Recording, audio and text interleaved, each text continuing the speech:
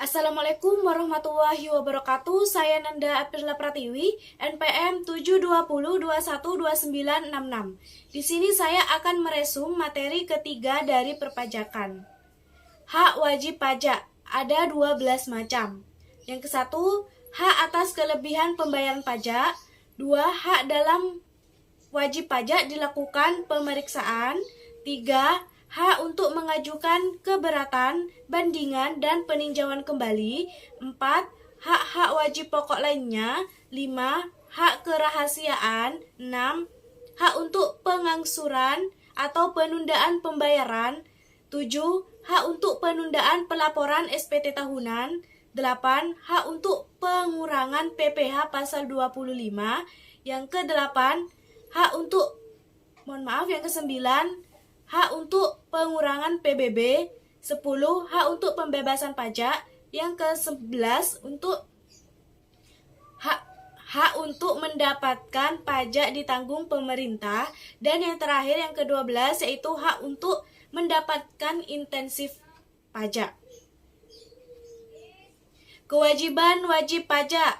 Yang pertama ada kewajiban mendaftarkan diri. Yang kedua, kewajiban pembayaran, pemotongan, pemungutan, dan pelaporan pajak. Yang ketiga, kewajiban dalam hal diperiksa. Dan yang keempat, kewajiban memberi data.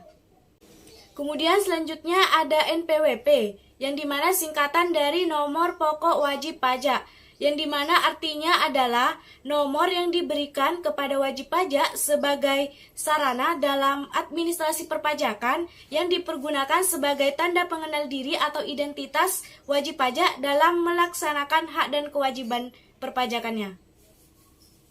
Adapun fungsi dari NPWP tersebut yaitu sebagai sarana dalam administrasi perpajakan, juga tanda pengenal diri atau identitas wajib pajak.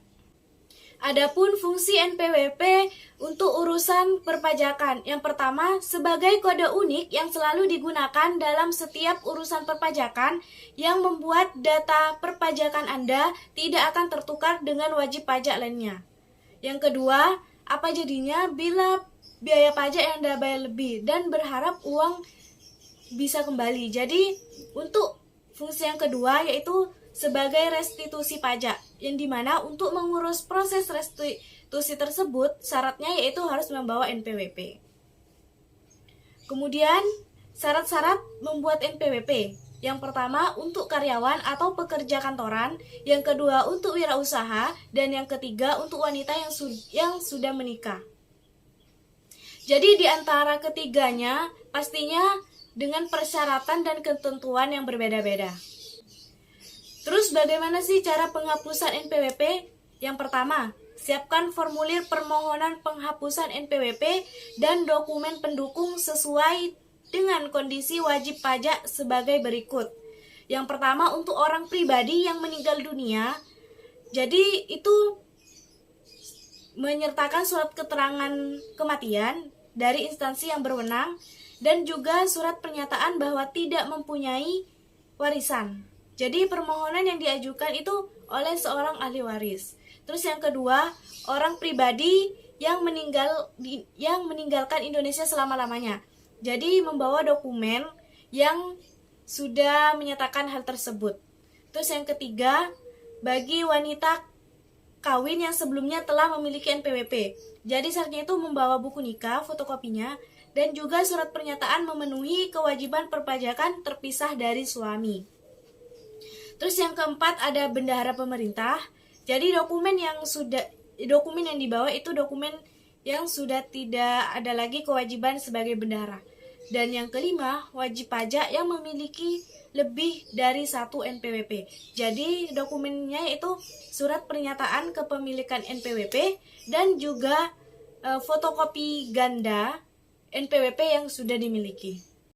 Selain ada NPWP, di sini juga ada NPPKP, yang dimana singkatan dari nomor pengukuhan pengusaha kena pajak.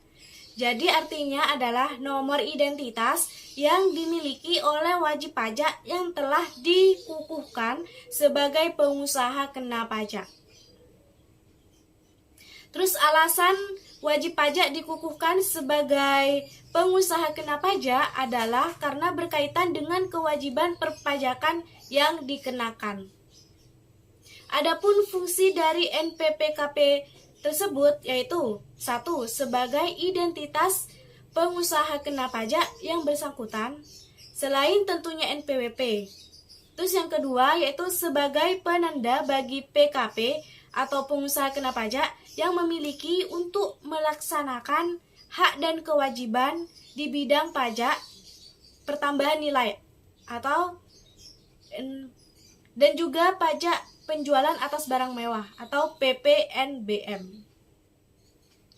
Terus adapun alasan-alasan yang mendasari pencabutan NPPKP. Yang pertama, PKP orang pribadi meninggal dunia. Yang kedua, PKP telah dipusatkan tempat terutangnya PPN di tempat lain.